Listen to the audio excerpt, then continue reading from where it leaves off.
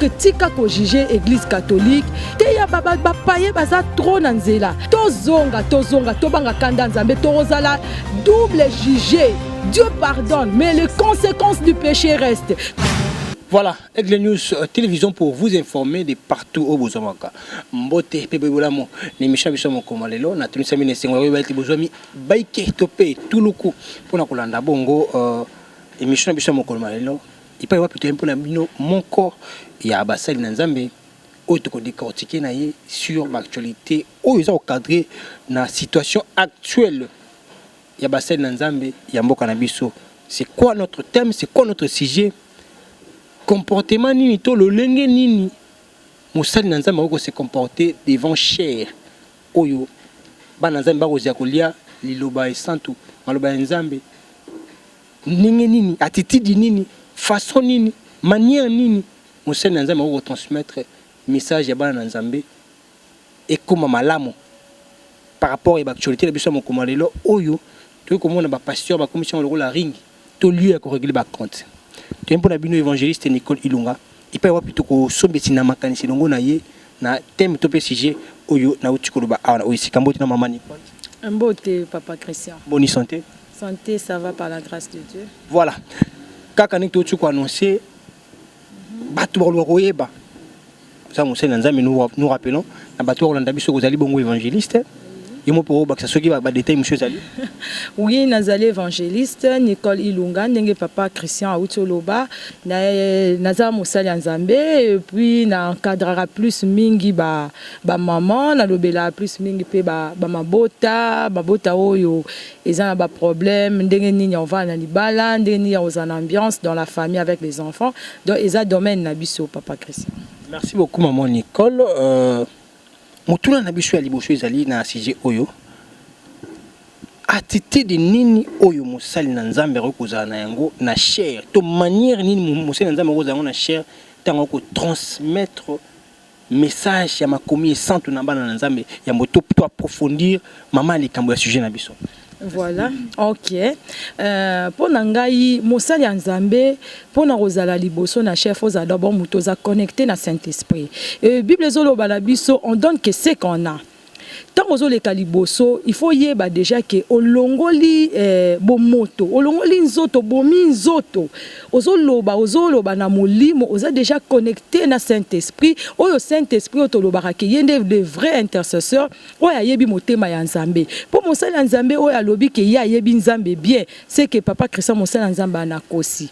À cause parce que le seul Saint-Esprit n'est à yebaka motema Nzambe parce que yemo konde Nzambe. Tant yo olingi otele maliboso na cher.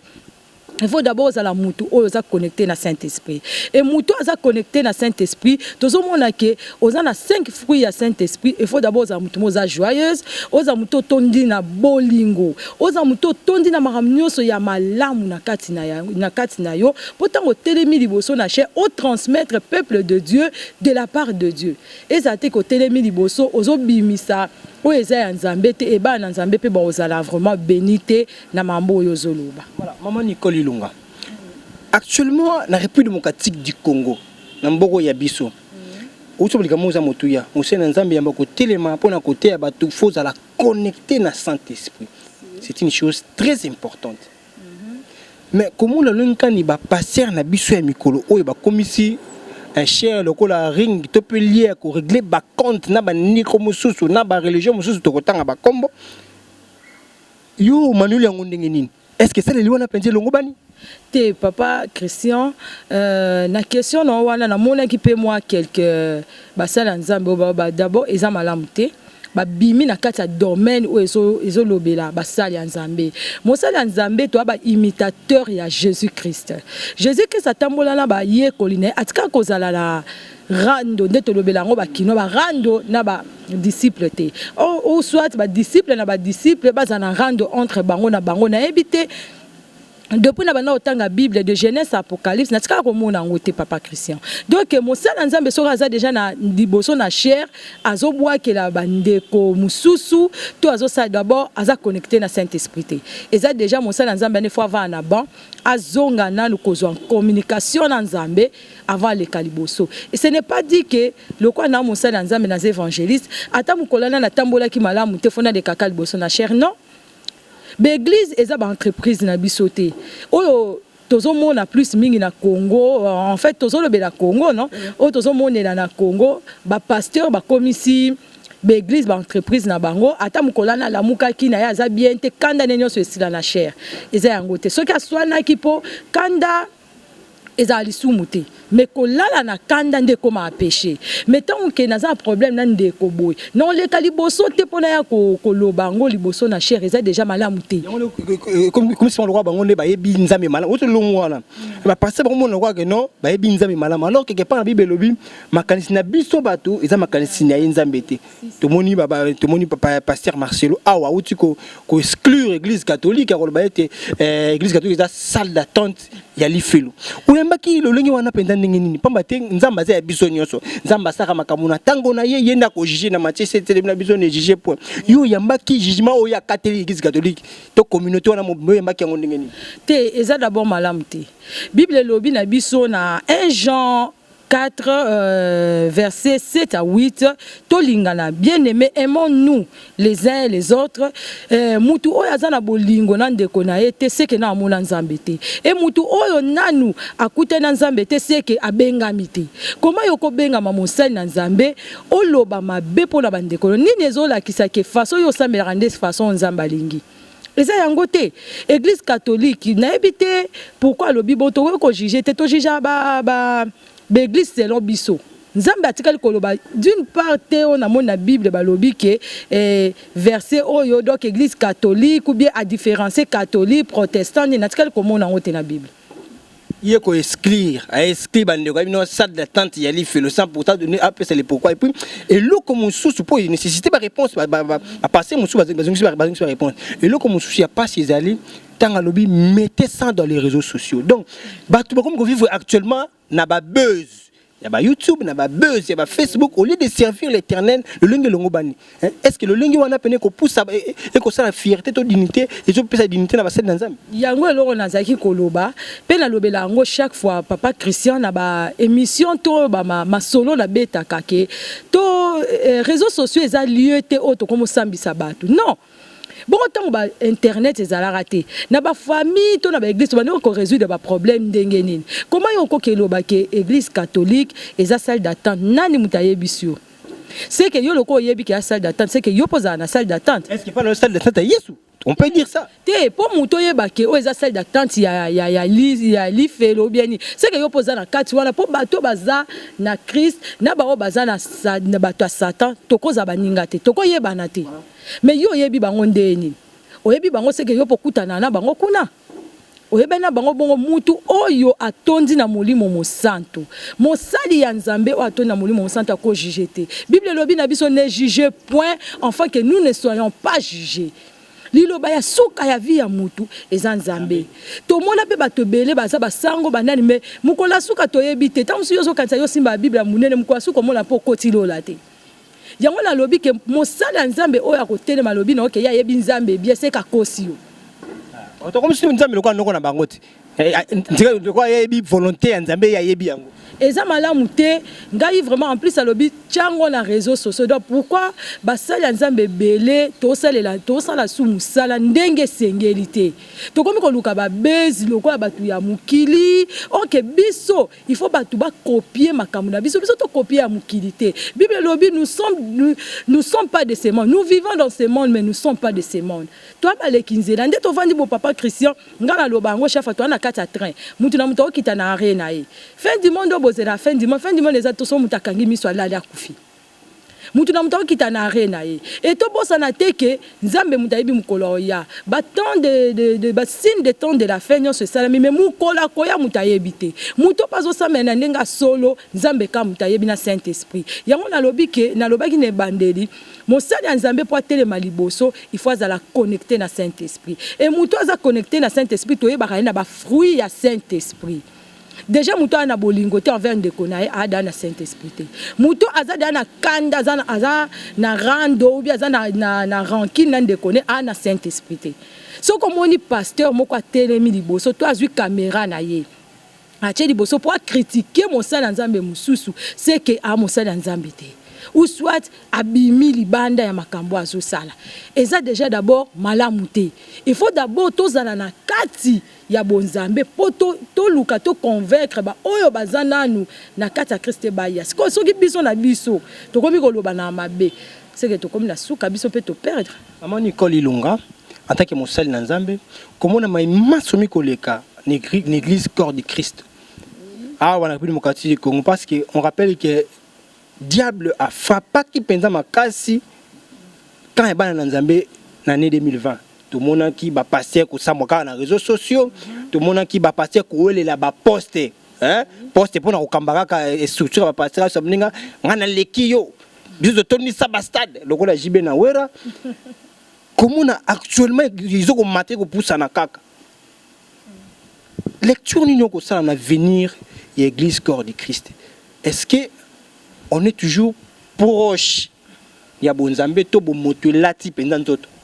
Ah wana lobi on déjà ça bon moto latin soto na koloba no moni 2020 we utoleka soki vraiment batu oyo basala nzambe ona lobi ne bande na ozo insister toujours o bazama connecté na Saint-Esprit baza batu mo bakoleka même pas na ba TV ou baleka même boyeté ezo sala nga soni kolobela basali nzambe boye normalement il fallait tout ça la émission moko to ramener ba âme vers Christ mais to comme si ko ramener ba sali nzambe lisu vers Christ c'est que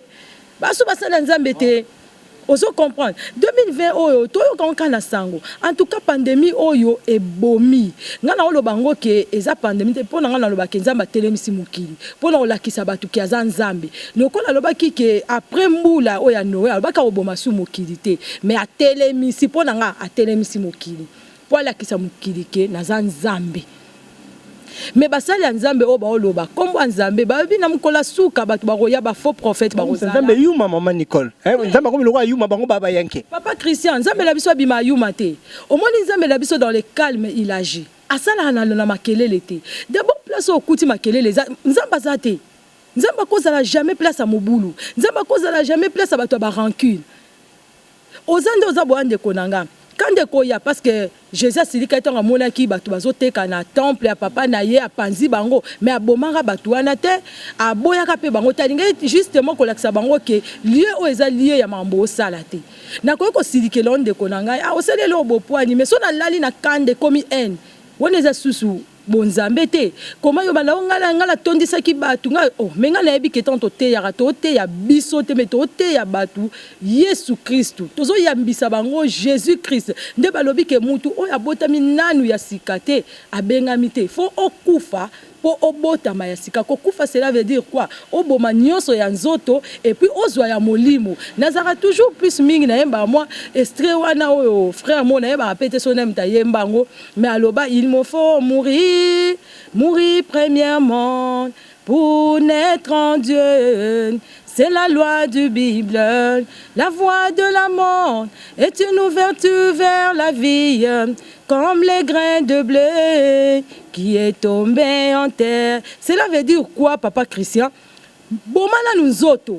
parce que nous autres yonde et même abiso na lisumu. Bomango, so moni mosala nzambe mo ana mapeka boy, c'est que nanu abengamite atondi sa stade ngala lekiyo ngala experience lingi na yebisa yo mosali nzambe na ba o bazoloba na ba o bazongisa ba droit de réponse ba ande moko parce que mosali nzambe ya solo fois à humble d'abord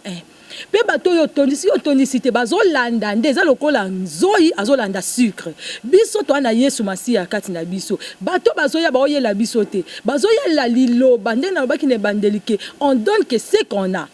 bazo yelande yesu o biso tozana bango tozo porter bango même tango sambeleli mutu to saleli mutu prière mutu abikeza yo mutu bikisi mutu wana te eza nzambe Jésus Christ azali ko bikisa ba nulle part na moni Jésus Christ na Bible alobi ke kende je t'ai sauvé non aloba toujours va ta foi t'a sauvé. Est-ce que la foi de nos serviteurs de Dieu actuellement et au bikisa bango bon na yebi na bango ba komi nango mikolo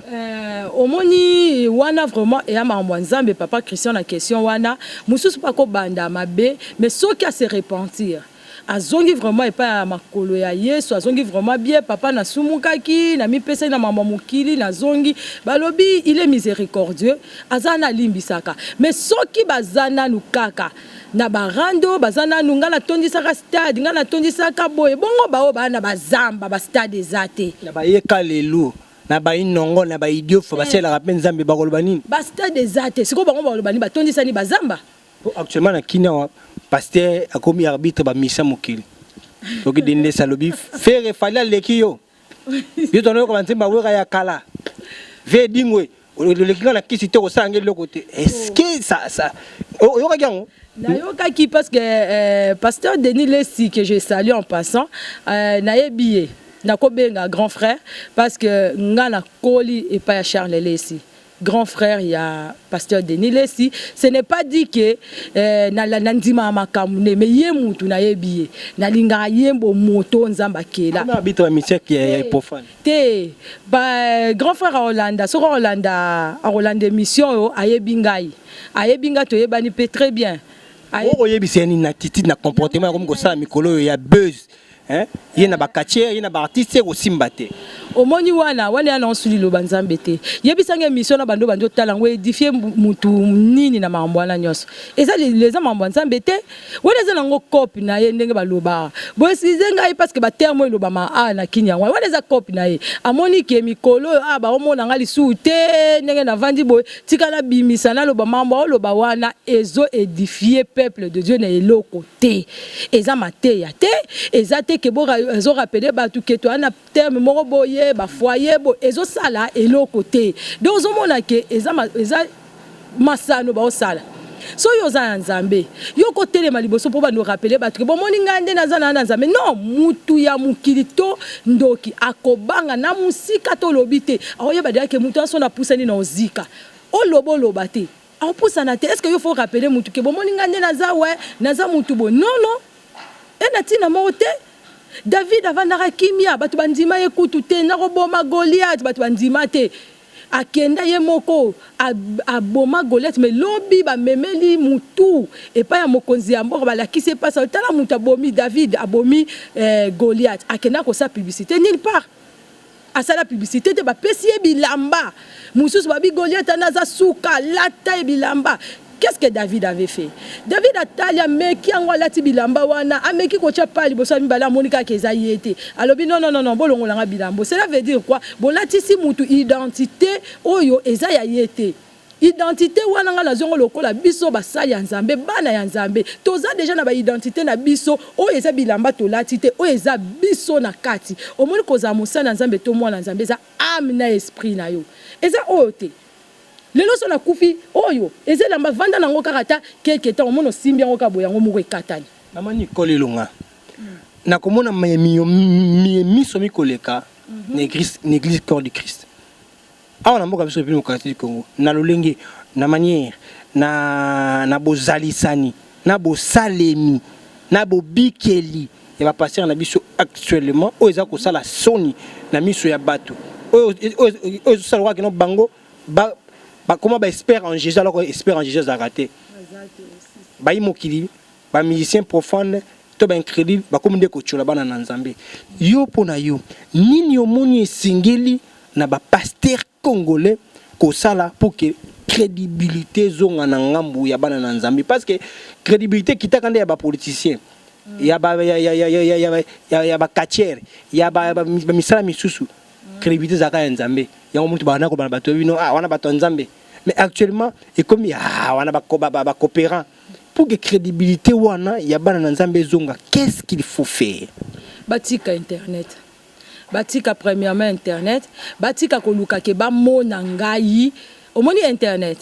yango wana kande eboma kala bapasala nzambe internet ezalaki te baeglize banotonda ndeni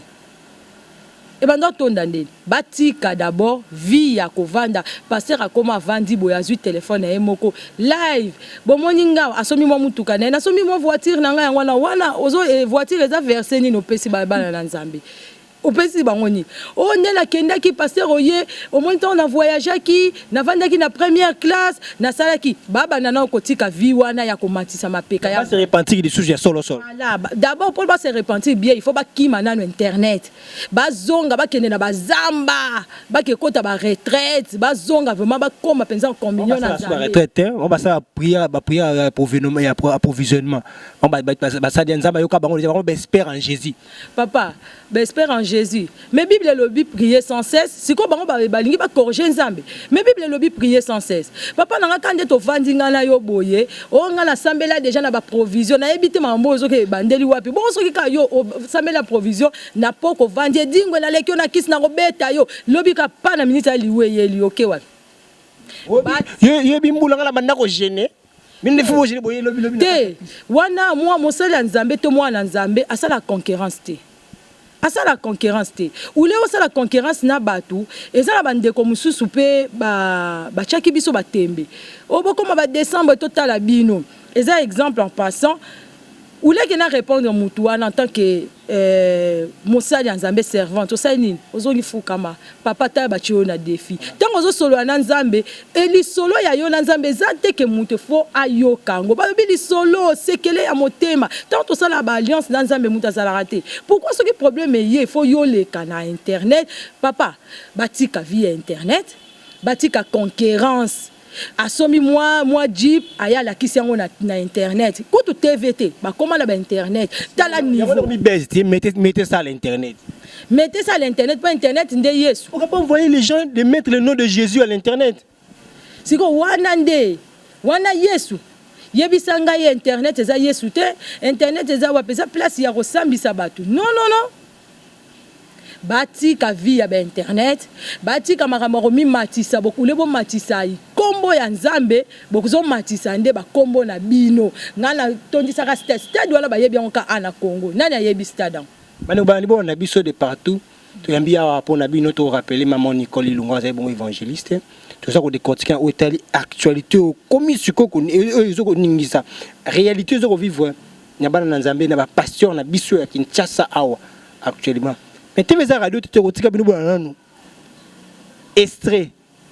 ya maloba ya pasteur Marcelo na extrait bandeko bazongisa ki yepe na nzela et donc on a bienvenue en tout na pe génial Ben Seda tout l'année puis on se retrouve tout juste après.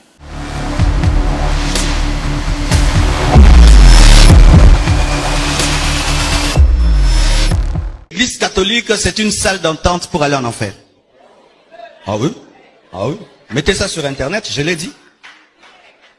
L'église catholique, c'est une salle d'entente pour aller en enfer. Ah oui? Ah oui? Mettez ça sur internet, je l'ai dit. L'église catholique, c'est une salle d'entente pour aller en enfer. Ah oui? Ah oui? Mettez ça sur internet, je l'ai dit.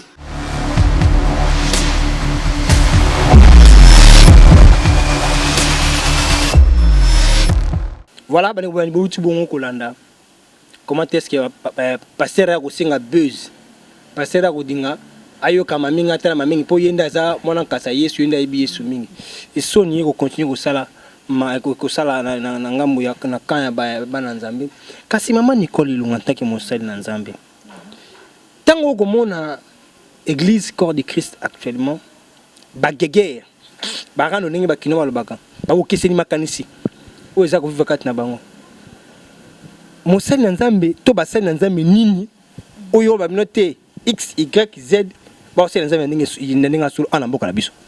tout cas, vraiment,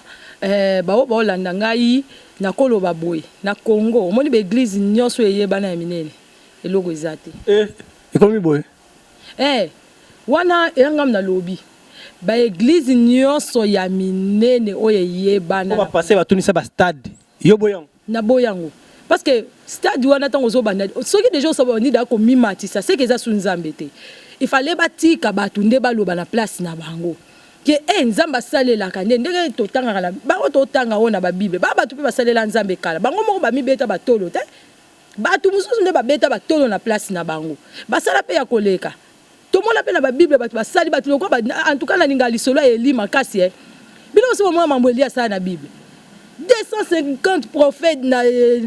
na ba kiti boye yebi balobi ke belela nzambe na yo biso pe to belela nzambe na biso nzambe ni na okitisa mo Denise asingi bitumane dingwe akokwesa pe na ezalaki pourquoi ba yebisi na mboka wana bakoki ko sambela nzambe te oyebi pourquoi salamaki ba yebisi yeke bokoki ko sambela nzambe te mais comme azalaki fidèle na nzambe alobi ngana kotika ko salela nzambe mususu te kaka oya kelangai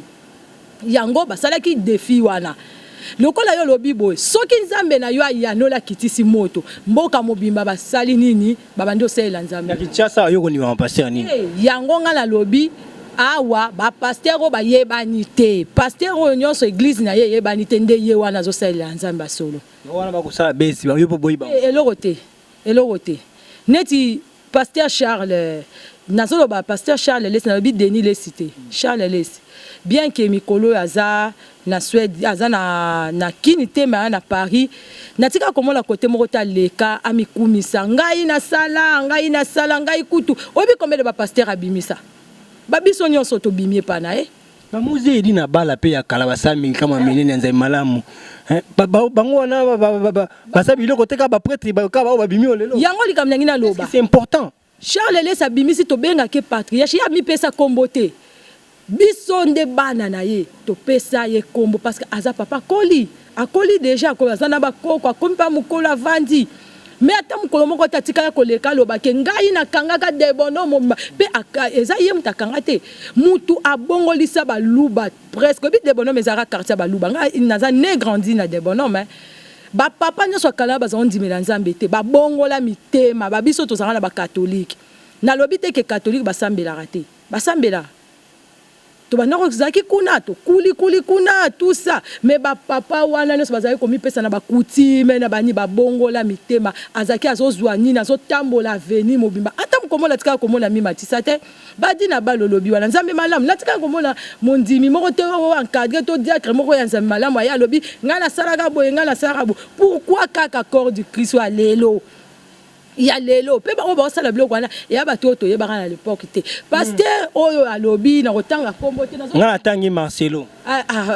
yem ta tangi ngala tangi Denis Lesi parce que Denis Lesi c'est mon grand frère Marcelo pe azalaka na la bonne tant azalaka na la bonne tika komona pasteur moko ya la bonne na bimate natika komona bimate pour à se vanter aloba ke biso boye église wana tisiko natika komona ngote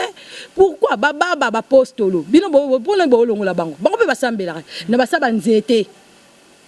ata mkomoko te na mona apostolo moko leki na robe na pembe makolongulu pour ba prier makolongulu